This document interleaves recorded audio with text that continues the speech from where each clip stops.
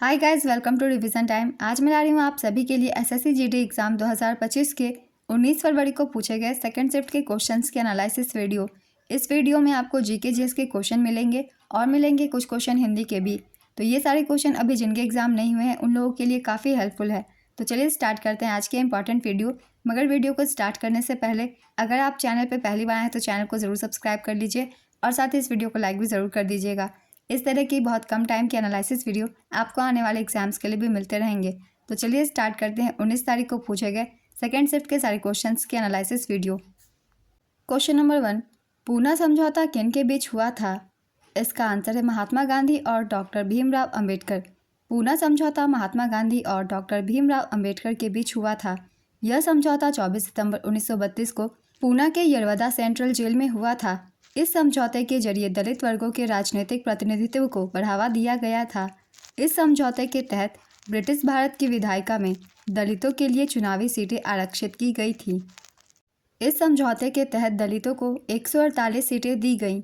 यह आरक्षण ब्रिटिश प्रधानमंत्री रामसे मैकडोनाल्ड के प्रस्ताव से दोगुना था। इस समझौते पर मदन मोहन मालवीय ने हस्ताक्षर किए थे। इस समझौते पर वायसराय लॉर्ड वेलिंगटन की अवधि के दौरान हस्ताक्षर किए गए थे। इस समझौते ने गांधी जी द्वारा जेल में किए गए उपवास को खत्म कर दिया था। इस समझौते की पृष्ठभूमि सांप्रदायिक पुरस्कार थी। इसकी शुरुआत ब्रिटिश प्रधानमंत्री रामसे मैकडोनाल्ड ने की थी।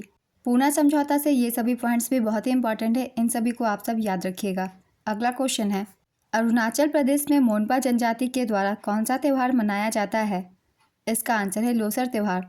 लोसर त्यौहार मोनपा जनजाति और तिब्बती बौद्ध समुदाय के लोग मनाते हैं। अरुणाचल प्रदेश में लोसर त्यौहार मोनपा जनजाति के लोग मनाते हैं। ये लोग पश्चिमी कामेंग और तवांग जिलों में रहते हैं। नेपाल में तामू लोसर महोत्सव गुरुंग समुदाय के लोग मनाते हैं। यह त्यौहार गुरुंग आबादी वाले जिलों में धूमधाम से मनाया जाता है। चलिए कुछ और भी हम जान लेते हैं त्योहारों को। कौन से त्यौहार किस राज्य में मनाए जाते हैं? लद्दाख में भी लोसर महोत्सव को तिब्बती नववर्ष के नाम से जाना जाता है और इसे लद्दाख में मनाया जाता है। सोलुंग त्यौहार, यह त्यौहार अरुणाचल प्रदेश में मनाया जाता है।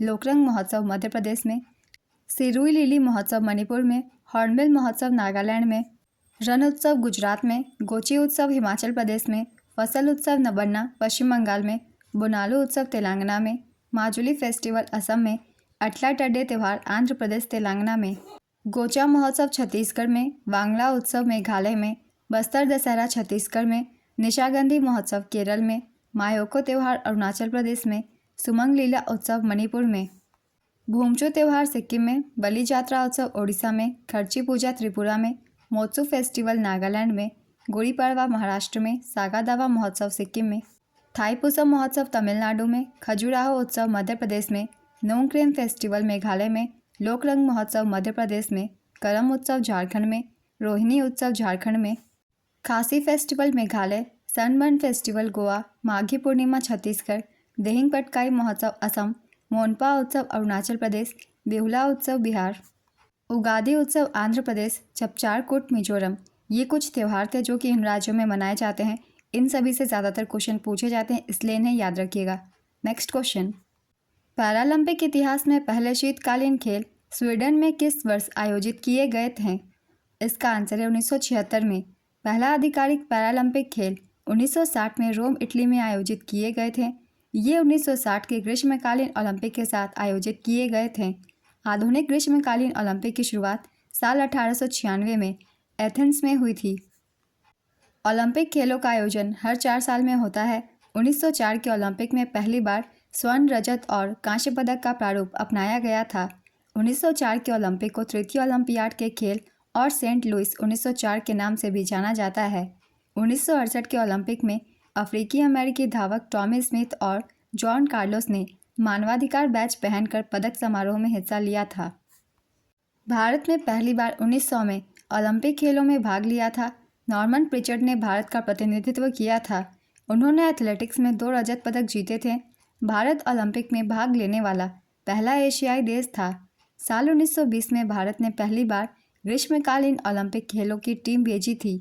साल 1928 में एम्स्टर्डम ओलंपिक में भारत ने हॉकी में अपना पहला स्वर्ण पदक जीता। साल 1952 के ग्रीष्मकालीन ओलंपिक में पहलवान केडी जाधव ने स्वतंत्र भारत के लिए अपना पहला व्यक्तिगत पदक जीता था। पहला शीतकालीन ओलंपिक खेल साल 1924 में फ्रांस के सैमोनिक्स में आयोजित किया गया था। इससे पहले अंतर्राष्ट्रीय शीतकालीन खेल सप्ताह कहा जाता था।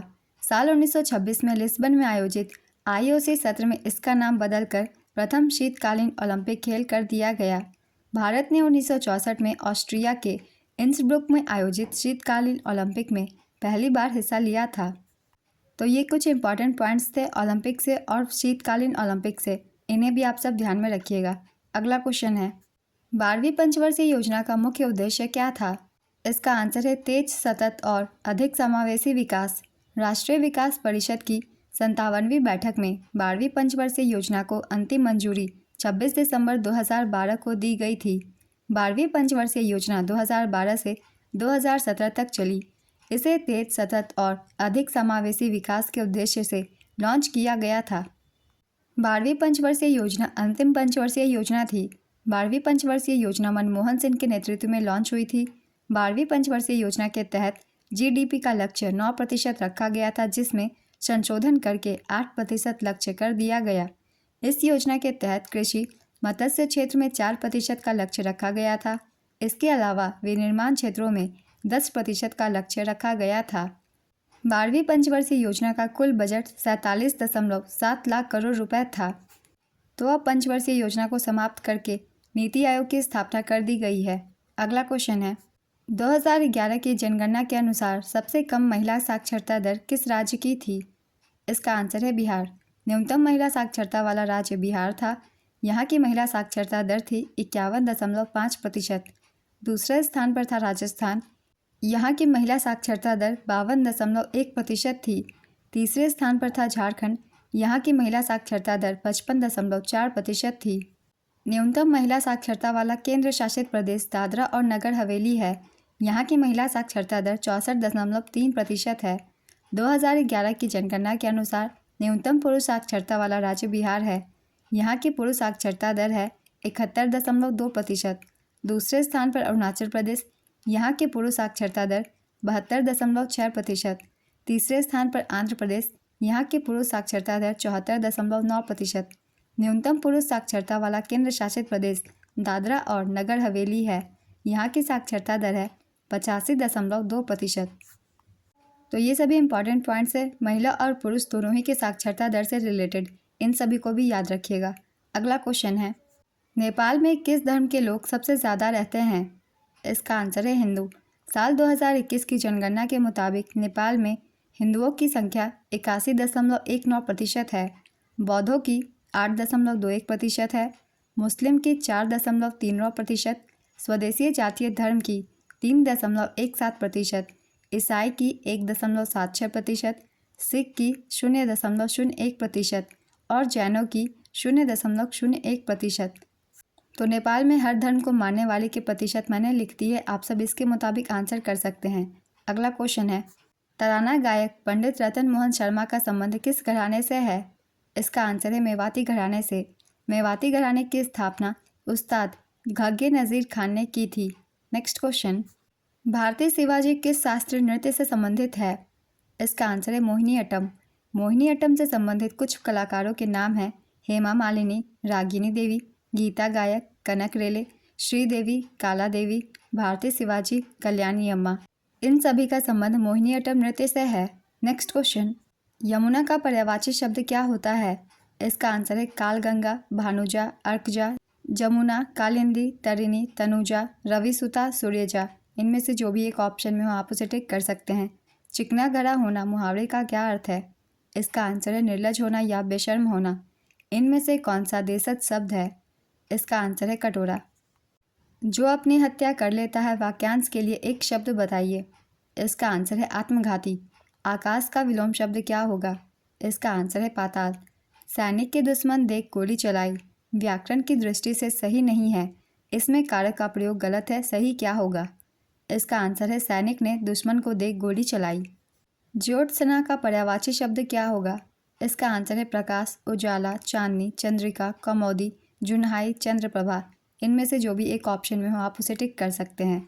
नेक्स्ट क्वेश्चन, प्रधानमंत्री श्री नरेंद्र मोदी 8 जुलाई 2024 को किस देश की यात्रा पर गए थे? इसका आंसर है रूस।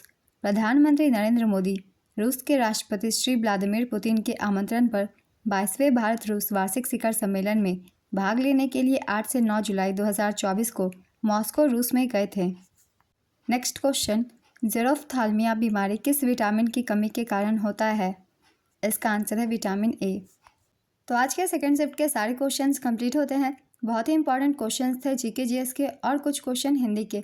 तो अगर आप सभी को ये वीडियो हेल्पफुल लग रही हो तो इसे लाइक ज़रूर कर दीजिएगा और इस तरीके के एनालिसिस वीडियो के लिए चैनल भी ज़रूर सब्सक्राइब कर लीजिए। इस तरीके के एनालिसिस वीडियो आपको आने वाले हर एग्जाम्स के लिए भी मिलते रहेंगे, वो भी आपके बहुत कम समय में। तो फिर मिलते हैं अगली वीडियो के साथ। आप सभी को आने वाले एग्जाम्स के लिए ऑल द बेस्ट।